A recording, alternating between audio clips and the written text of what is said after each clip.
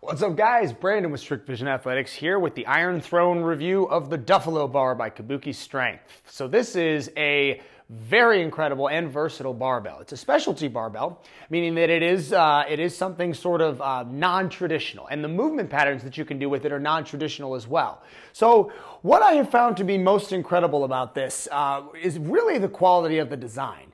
This is a barbell that is the top of the line for its kind. There are several other companies that will make a Duffalo bar variation. Titan Fitness comes to mind, but this really is the best you will ever find. The quality craftsmanship they've made, the knurling, everything you get here, you know this is going to stand the test of time.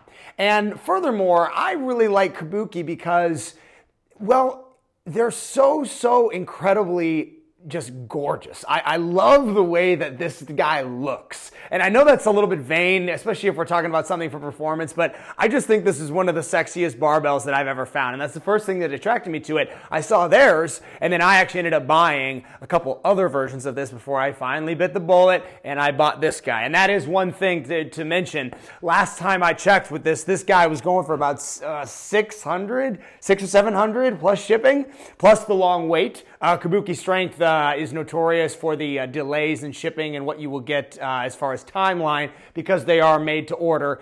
You will have to wait. That being said, when you do get this bar, there are a couple exercises that I recommend that you do. The first, and I think the most common use for this, would be your traditional back squat. Now, the cool thing about this is the camber. Now, when doing a back squat, you've got this, and this is, again, one of my favorite things about this is that they did the center knurling with the center point right here. So every time I line up, it's a little bit difficult if you don't have this. And the first version of the camber bar knockoff that I had did not have this little center point, so you had to sort of guess where you should put it on your back squat. But now I know exactly where to put it, and it's easy to line up. That being said, when this is on my back, I'm able to take my hands and I'm able to bring them down into a more comfortable state than if I'm in a traditional straight bar back squat. All of that crazy, extension with the shoulders and getting back here can cause some uncomfortability, and this really takes away from that. So for the back squat alone, this is well worth your investment. So that's the first one. That's probably the most common. I personally like bench press with this guy. Now, when doing bench press, I will forewarn every one of you that this, if you're going all the way to your chest, which is kind of the entire point, you're trying to open up that ROM, trying to get the bar deeper, you are going to need flexibility in your chest and in your shoulders in order to even come close to your 1 rep max on traditional bench, which is to say that you shouldn't. You should be lifting this probably at about 60 or 70% of your 1 rep max if you're doing bench press with this, because you're trying to develop that muscle area. You're not trying to get the power and explosivity that you will from a straight bar.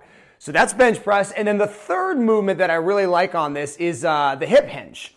The cool thing that I have found, if you are doing a hip thrust, not hip hinge, hip thrust, you're going to use some kind of a fixed position like a bench.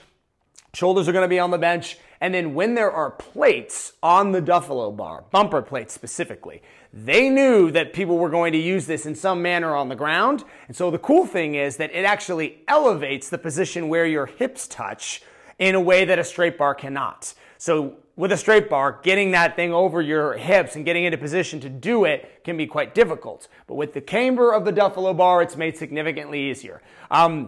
Honestly, that's pretty much all positive what I can say about this. Like everything else from Kabuki Strength, you're getting what you paid for. It's the top of the line. This is an incredible barbell.